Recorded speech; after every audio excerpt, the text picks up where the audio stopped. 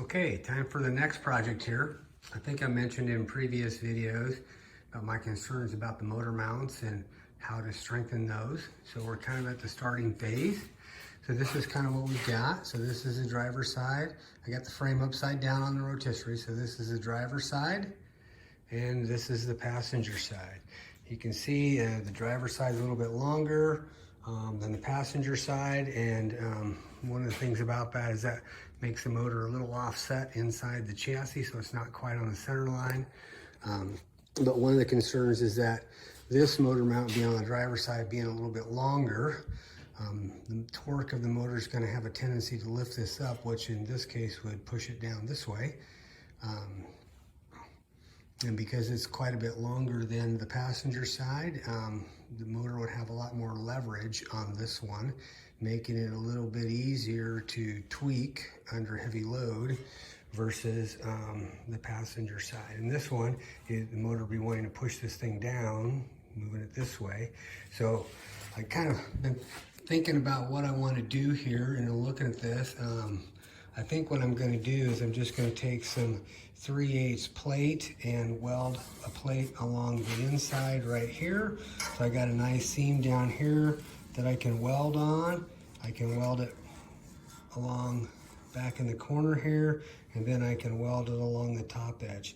So I'm thinking of doing that on both sides of both of my motor mounts. So first step is I'm gonna make some cardboard mock-ups to kind of get the shape that I'm looking for.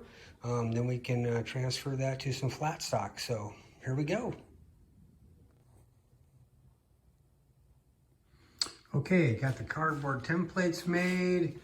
Use those to cut out the steel. So that's kind of where we're at now. Got the steel all cut out, ground down to fit nicely, and getting ready to weld her up. And I'll show you what we got here.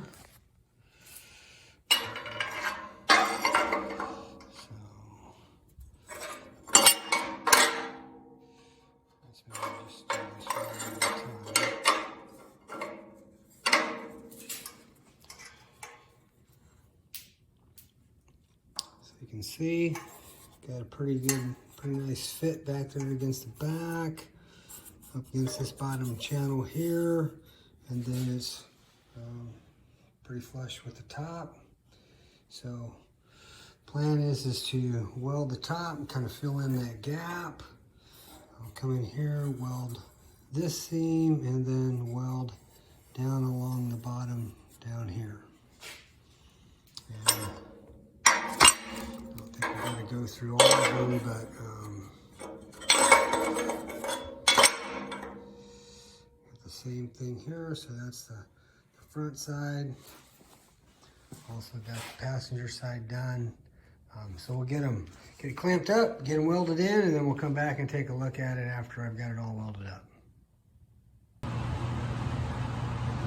Okay, we've got them all welded in, so let's take a look. It was a little tricky welding inside those tight corners there, but it may not look that pretty, but overall, I feel pretty good about my welds. They got really good penetration. No pinholes.